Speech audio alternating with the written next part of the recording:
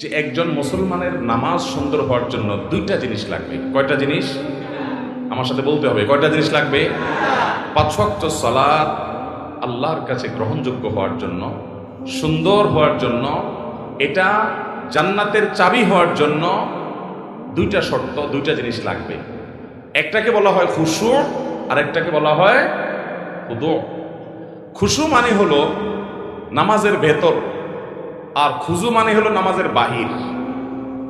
বাহির এবং ভেতর এই দুইটা যদি আপনি সুন্দর করতে পারেন, হ্যাঁ আমার, আপনি সেই নামাজই হতে পারবেন যে নামাজের নামাজ তাকে দুনিয়ার সকল মোহ ভুলিয়ে আল্লাহমুখী করে দেয়, যে নামাজের নামাজ তাকে জান্নাত পর্যন্ত নিয়ে ছেড়ে দেয়, যে নামাজের নামাজ তার জান্নাতের চাবির ভূমিকা অবতীর্ণ হয়, যে নামাজের নামাজ আল্লাহর সঙ্গে তার মেহরাজের ব্যবস্থা করে দেয়, যে নামাজের নামাজ আল্লাহর সাথে মুনাজাত এবং কানাঘুষার তৌফিক এনে দেয়, যেই নামাজের নামাজ আল্লাহর সবচেয়ে নিকটে নিয়ে যায়, সেই নামাজি হতে হলে, সেই সালাত আদায়কারী হতে হলে, সেই মুসল্লি হতে হলে দুটি জিনিস লাগবে। একটা হলো খুশু, আরেকটা হলো খুদু। একটা হলো সালাতের বাহির, আরেকটা হলো সালাতের ভেতর। আমরা সাধারণত সালাতের ভেতর নিয়ে আলাপ আলোচনা শুনি এবং সেটার গুরুত্ব যে অপরিসীম সেটা বলাই বাহুল্য। আল্লাহ কোরআনে বলেছেন 18 নম্বর পারার সূরা মুমিনুন প্রথম সূরার প্রথম দিককার আয়াতে আল্লাহ বলেছেন ক্বাদ আফলাহাল মুমিনুন আল্লাযীনা হুম ফি সালাতিহিম খাশিউন। ওই ঈমানদাররা সফল হবে ভাই, ওই ঈমানদাররা সার্থক হবে যাদের সালাতের মধ্যে খুশু বা মনোযোগ থাকবে। নামাজে মনোযোগ না থাকলে সে নামাজটা নিষ্প্রাণ নামাজ, সে বিষয়ে বলাই বাহুল্য। কিন্তু আমি অন্য বিষয়ে কথা বলতে চাই, কারণ মনোযোগ নিয়ে আমরা সবচেয়ে বেশি চিন্তিত এবং মনোযোগ নিয়ে আলোচনাও কম বেশি আমরা শুনি, কিন্তু নামাজের বাহিরটা নিয়ে খুব বেশি আলোচনা হয় না।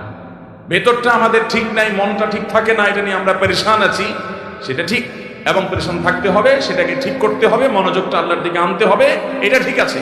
কিন্তু নামাজের বাহির নিয়ে যে আমাদের কোনো চিন্তাই নেই, অথচ দুইটার সমন্বয়ে নামাজ সুন্দর হয় এবং আমরা অনেকে জানিও না নামাজের বাহির সুন্দরের জন্য কি করতে হবে।